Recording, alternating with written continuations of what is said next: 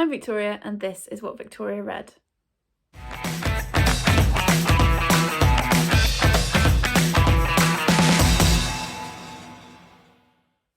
Hi everyone, welcome back to the channel. Today I'm going to recommend you my favourite non-fiction reads. These are all books that I've talked about before. I've got my stack here. They're all books that I've talked about before on this channel, but I thought it'd be useful to have them in one place so that I can, because I quite often get questions about recommendations for non-fiction, and it'd be quite handy just to be able to go, this is the video, go here. So this is my entire non-fiction collection at the time of filming at the end of February 2022, and yeah, we're just going to talk through them. So the first one, I always think when people are asking about how to get into a genre, any genre, I think the best way to do that is work out what you already like reading and then find the equivalent or something similar or a similar thread that connects into the new genre. So if you like true crime, then I would really recommend The Five by Ali Rubenhold. This does what true crime does in that it entirely puts to one side the perpetrator, which is Jack the Ripper in this case, and it focuses completely on the victims and the people that the victims were before they met the perpetrator. And it's so important and it's so powerful. In addition to that, Ali Rubenhold is a beautiful writer, and this is stunningly done. I've read this twice now. I've read it once via audiobook and once physically. And it does what it says on the cover. It says the untold lives of the women killed by Jack the Ripper. And it takes each section focuses on one woman. So we've got Polly, Annie, Elizabeth, Catherine and Mary Jane, who were the five victims, and it looks at who they were as people. So what were they like as women? Were they wives? Were they mothers? What jobs were they doing? And it completely debunks and gets rid of the kind of myths that have grown up around the victims, that they were all prostitutes. Some of them were, but it looks at why they were sex workers, how they ended up in those situations. It looks at obviously everything leading up to their deaths, and even as you're reading it, even when you know how their lives are going to end, you are I was so invested in them as people. I was like, I really hope they're okay, even though I knew they weren't going to be. In terms of the murder themselves, it's very much fade to black. Ali Rubenhold doesn't focus on what Jack the Ripper did to these women and their bodies, which is, I thought, is absolutely brilliant, because again, it's keeping them at the centre of the narrative instead of what Jack the Ripper did. And then it kind of looks at the aftermath for each woman, so the effect on their families, their friends, the wider neighbourhoods that they lived in. And I just adored this from start to finish. It's obviously really dark and you need to check content warnings, but if you already read dark fictions, if you already read true crime, if you already read thrillers and mysteries, the kind of darker end of things, I would really recommend this. It was fascinating. I really need to read more Ali Rubenhold, and yeah, it's definitely, if you're looking for a way into non-fiction, this is a really good way to go. The next book that I'm going to recommend, again, if you're into true crime, but also if you like mysteries and kind of like generational, like family saga type things, then this might be a good one for you. And this is The Radium Girls by Kate Moore. Again, I've read this twice. I've read this once via audiobook and again physically. And this is all about the Radium Girls. So they are the women and girls who are working in radium factories towards the end of, it's basically just before World War One, and then all the way through World War One, the bit in the middle, the interwar years, and then World War Two. And they were painting clocks with radium, which at the time most people, like the general public, didn't realise that radium was dangerous. Obviously we now know it's incredibly dangerous. It's about, again, the lives of these women and girls who worked in the factories, and then the aftermath of what happened to them because of the radium poisoning that they suffered. It also looks at the disgusting way that they were treated, both by the companies and the American government, who basically tried to fob them off, and everything that they had to go to get justice. This one, a bit like The Five, is quite graphic. There are also photographs of what happened to the women's bodies because of the radium poisoning, so be aware of that. It is very visceral in places, and I found it quite hard to read. But it's because you get so attached to these girls, and even though you know what is likely to happen to them, you just think, oh, I really hope they're going to be okay. And I found it fascinating. So yeah, another really good kind of, I guess it is true crime, because what happened to them was a crime, but very much putting the victims at the centre rather than the perpetrators. So yeah, really recommend that one, but again, check the content warnings. I've then got a section or selection of books on how to be anti-racist, and this is something that came more to the forefront of most people's lives in 2020, and that's a really good thing. And I get questions quite often about books that I've read on the subject, because people sometimes find it kind of an intimidating area of literature. People don't really know where to start. So I have got my favourites from my library on this subject. I've kind of got the ones that I would start with, one that's a bit more academic, and then also two that do it slightly differently, if that makes any sense.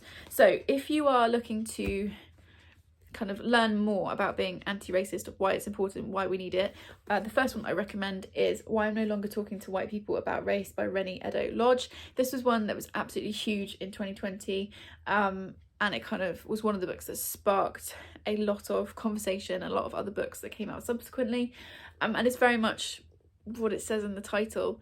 It's all about kind of, so it says on the back, the book that sparked national conversation, exploring everything from eradicated Black history to the inextricable link between class and race. Why I'm No Longer Talking to White People About Race is the essential handbook for anyone who wants to understand race and relations in Britain today. So this started out as a article on a website, and it then kind of caught on and gained a lot of traction, and has eventually become a book. And I feel like the author does a really good job of explaining really clearly. So I'm just going to read like the chapter headings to give you kind of an idea of what it's about. So there's a preface, and then it says histories, chapter 2, the system, chapter 3, what is white privilege, chapter 4, favourite Black planet, chapter 5, the feminism question, chapter 6, race and class, chapter 7, there's no justice, there's just us. And then this edition also has an additional chapter called the aftermath. And I just thought this is brilliant. I've read this a couple of times again, and if you can get it on audiobook, I'd also recommend that, because sometimes that's an easier way to kind of access non-fiction in general. But this, I feel like, is a good starting point. It's accessible, it's easy to read, so I'd recommend that one. Another author that I will always recommend, that's my husband's motorbike. I don't know if you can hear that on camera or not, but it's loud. That's what he does while I'm filming during the spring and summer. Another author whose work I would really recommend is Emma Dabiri, and I've got both of her currently published books. So the first one was Don't Touch My Hair, and then the second one is What White People Can Do Next. This one looks at racism through the lens of black hair. It looks at the way people have been treated down the centuries because of their hair.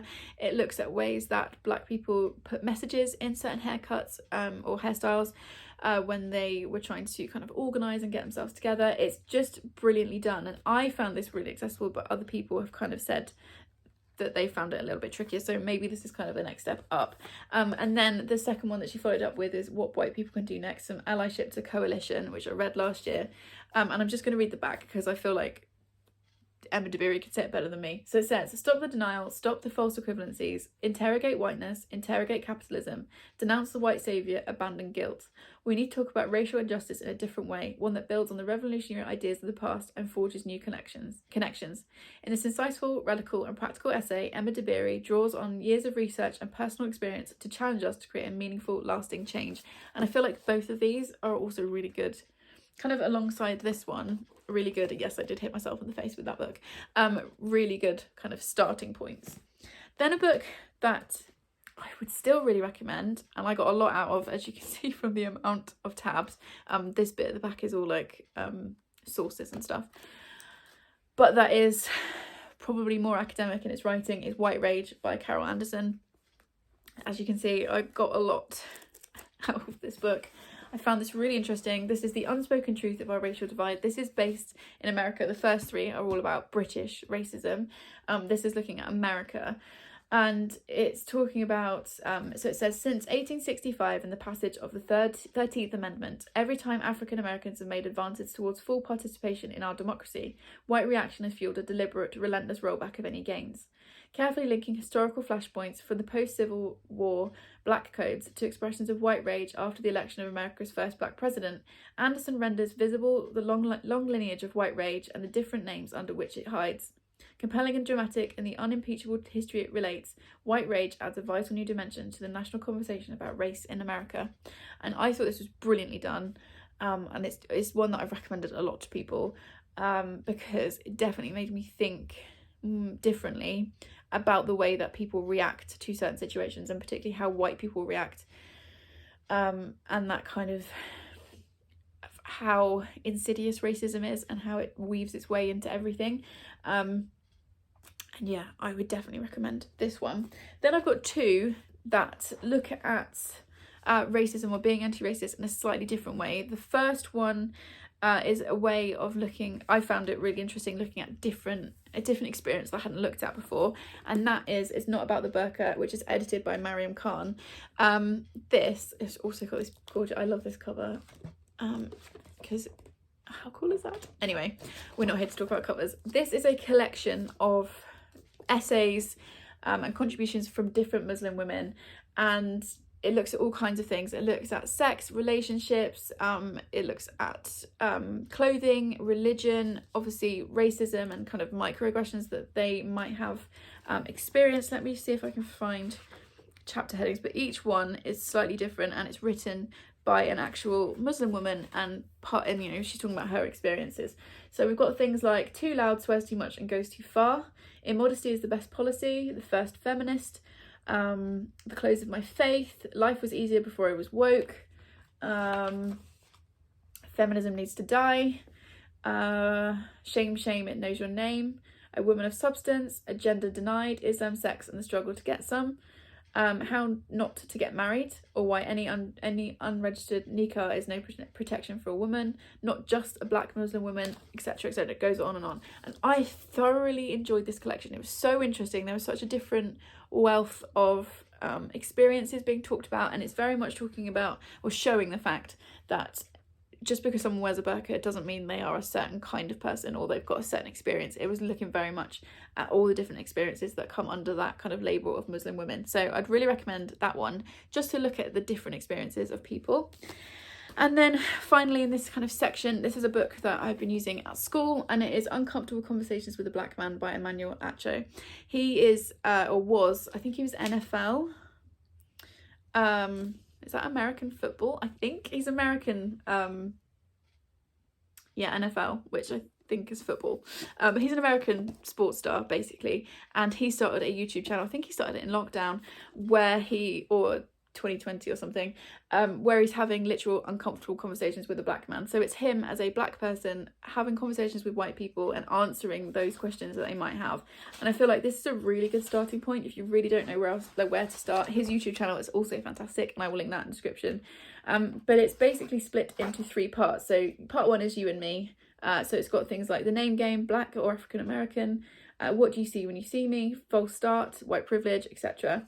Part 2 is us and them. So the house always wins, shifting the narrative, thug life, picking up the pieces, all this kind of stuff. And then section 3 is we. So love wins, good trouble, your presence is requested, and breaking the huddle. And I found this, firstly, a really entertaining read. Secondly, obviously, most importantly, educational. And it just was a really good way to kind of look at those things that might make people uncomfortable to ask, and he's answering all of those questions. So I would recommend this one, and also his YouTube channel, which I think goes alongside it really well. Okay, so that's all the anti-racism stuff. I've now got 4 books left. So 2 are really niche interests of mine. One was just a really interesting non-fiction book I was sent, and then the 4th one is a book that was incredibly popular a few years ago and is having a resurgence because of a TV programme. So first of all, I've got 2 books that are very much niche interests. So I really enjoy non-fiction. I read as much non-fiction as I can, and occasionally I get an itch to read something on a particular topic, which is how I've ended up with these. So the first one is Contested Will by James Shapiro, which I read I think in 2020. And as you can tell from the brilliant title, the question is, who wrote Shakespeare? And there's a whole kind of, is it a conspiracy theory? There's a whole set of theories around the idea that possibly the works of Shakespeare were not written by the man from Stratford. And James Shapiro is looking at that idea and the possible other people who might have written the works of Shakespeare, which is something I find really interesting. I said this before on my channel, I'm an English teacher. I've read the complete works of Shakespeare and the sonnets, and to me it doesn't seem like the same voice all the way through. But there are lots of different theories, and this is just looking at some of the possible questions. So it says, what links the following people? Sigmund Freud, Henry James, Mark Twain, Helen Keller, Charlie Chaplin, Sir Derek Jacobi and Mark Rylance. They've all asked the question, did Shakespeare really write Shakespeare? For centuries, conspiracy theories have raged. Now, celebrated author of 1599, which I think is another book I've read, addresses the biggest question in literary history. Was Shakespeare the single genius behind the greatest works of English literature? Oh, sorry, the greatest works in the English language. So yeah, that was just one like book that I found that I really enjoyed, so I thought I'd chuck this in here. And then the other one that's a very niche one is The Mystery of Princess Louise by Lucinda Hawksley. Lucinda Hawksley writes a lot of non-fiction, and this is all about Queen Victoria's rebellious daughter. And I can't even remember how this ended up in my hands, but I think maybe I just found it on a random like Waterstones trip. And this is just looking at Queen Victoria's 6th child, and I found her fascinating. She was an early feminist. She was an early proponent of women having the vote, and she just led this really interesting life. So, like I said, with non-fiction, if you've got, not sure where to start, but you've got like a particular interest. So I read quite a lot of historical fiction. I've obviously read all of Shakespeare's works. So these for me were kind of obvious non-fiction books to pick up. Lucinda Hawksley I'd particularly recommend. This one was a little bit academic. James Shapiro is an academic, whereas this one was a bit more accessible, but I enjoyed both. And then we've got 2 left. So this one has probably got what I think is one of the best book titles of all time, because it's just really funny and I love the cover. And that is Sex, Robots and Vegan Meat by Jenny Kleeman. I was sent this by Book Break last year. This was a finished copy. It's out in the world. And this is adventures at the frontier of birth, food, sex and death. And if you are trying to get into non-fiction, I feel like this would be a good start, because this gives you like little like tasters of each of those things.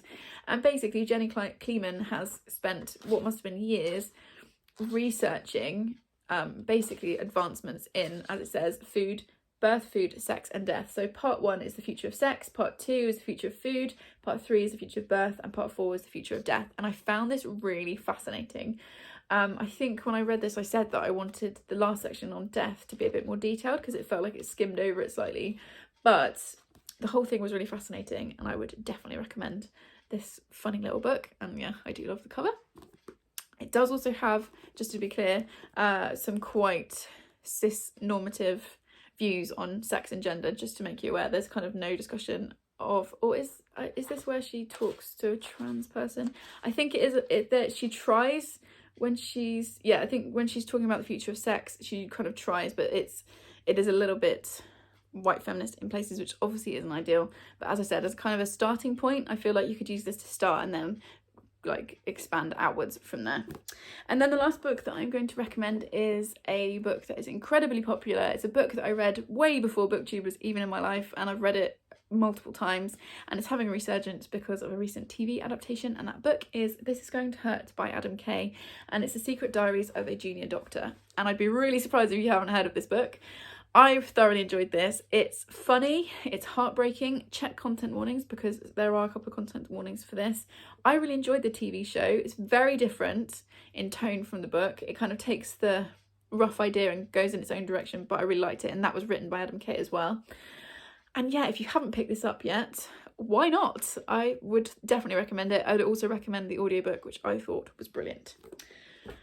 Okay, those are some of my non-fiction recommendations. Well, they are my current non-fiction recommendations, but like I said, I'm always reading more non-fiction, adding to my collection. If there is a non-fiction book that you think that I should pick up and recommend and read based on my recommendations, please drop me a comment and let me know. Leave me the book stack emoji if you've got to this point in the video. Please subscribe if you like more of this chaos, and I will see you in the next one. Thanks everyone. Bye.